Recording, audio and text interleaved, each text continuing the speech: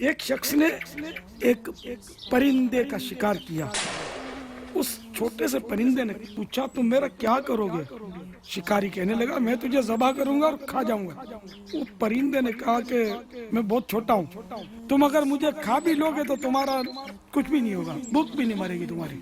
البتہ میں تم کو 3 باتیں بتا سکتی ہوں جو کھانے سے زیادہ تمہیں فائدہ دیں گی. پہلی بات تو میں تمہارے ہاتھ میں ہی بتا دوں گی, جبکہ دوسری بات اس وقت بتاؤں گی جب تم مجھے چھوڑو گے اور میں درخت پر جا کر بیٹھ جاؤں گی, اور پھر اس کے بعد تیسری بات اس وقت بتاؤں گی جب میں پہاڑ پر ہوں گی. اس شخص نے کہا پہلی بات بتاؤ. اس پرندے نے کہا گزری ہوئی بات پر افسوس نہ کرنا. اس نے اسے چھوڑ دیا.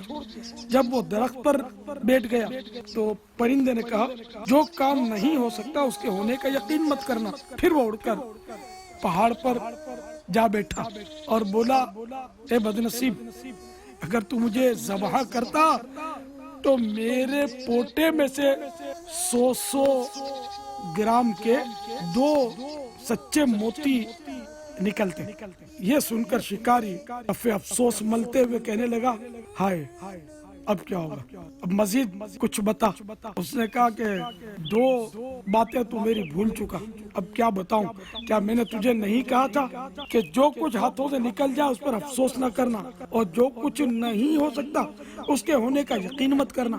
میں تو گوشت, خون اور پروں کا مجموعہ ہوں, سب ملا کر بھی میرے پورے وجود کا وزن 100 گرام بھی نہیں ہے. 100 گرام کے 2 موتی مجھ سے نکل کیسے سکتے ہیں؟ یہ کہہ کر وہ پرندہ اڑ گیا.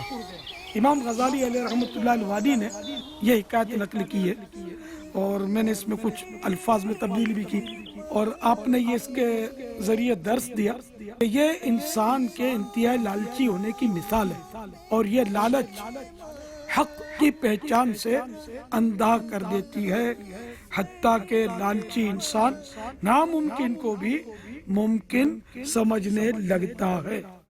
بصارت نہیں ہے تو کیا غم کرے.